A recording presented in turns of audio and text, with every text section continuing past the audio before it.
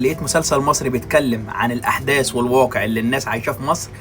المسلسل اللي بتكلم عليه هو مسلسل حرفيا دلوقتي قلب الدنيا. المسلسل بتاع ممثل اسمه محمد سلام.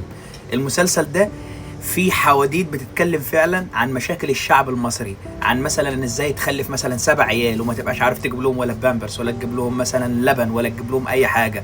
زائد مثلا بيتكلم على المشاهير اللي هم الناس الفيك قوي، لما مثلا يطلعوه معاهم في برنامج علشان يحكوا مشكلته، ويطلع يتكلم معاهم مثلا ان قد ايه اللبن غالي، قد ايه البامبرز غالي، والمذيعه تقول له لا احنا مش عاوزين نكئب الناس، احنا عاوزين حاجه فاني كده. فالمشاهير دولت بقوا فيك قوي، هم دولت الناس الحقيقيين اللي احنا بنقول عليهم مشاهير ومؤثرين وعندهم برامج، والناس بتبقى هتموت عشان تطلع معاهم. لما تلاقي مثلا ابو البنت اللي هي المفروض مرات محمد سلام بتشتكي من الغلا، وابوها بيقول لها ما احنا ربناك واحنا صغيرين. يا عمي والله جيلك جيل كنتوا غير الجيل اللي احنا موجودين فيه حاليا. يعني الوقت اللي انتوا ربطونا فيه كانت الحاجه بكام؟ فالراجل اللي يتفاجئ من غلاء الاسعار ولا ده انا كنت فاكر البامبرز ب 10 جنيه، انا فاكر مثلا اللبن ب 10 جنيه، تقول له لا ده 7 عيال عاوزين ياكلوا ويشخوا، فانت متوقع ايه؟ الموضوع مش سهل. ولما تلاقي مثلا مشاهير تانيين زي واحد مثلا واخد فكرتك او واخد اغنيتك او واخد فيلمك وكاتبها وعاملها لنفسه، سرقه عيني عينك اللي بقت موجوده دلوقتي والناس كلها شايفاها.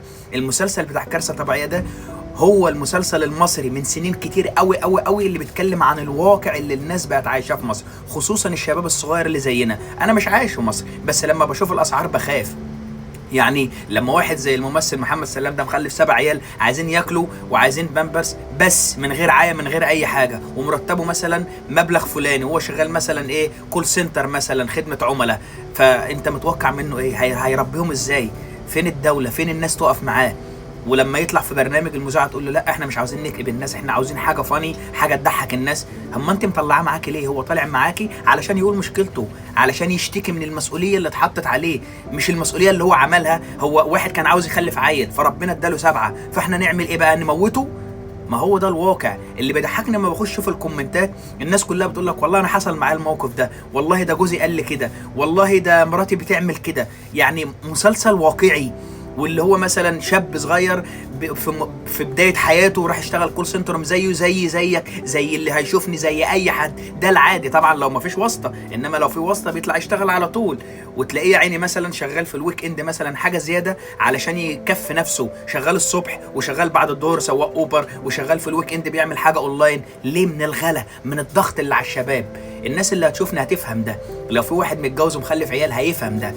يعني انا بحمد ربنا مثلا ان انا خلفت عيالي مش وانا في مصر، الحمد لله خلفت عيالي هنا. ايوه نعم في مسؤوليه عليا، بس مش هضحك عليكم، مش زي المسؤوليه على الشباب في مصر او على الناس اللي من سني في مصر.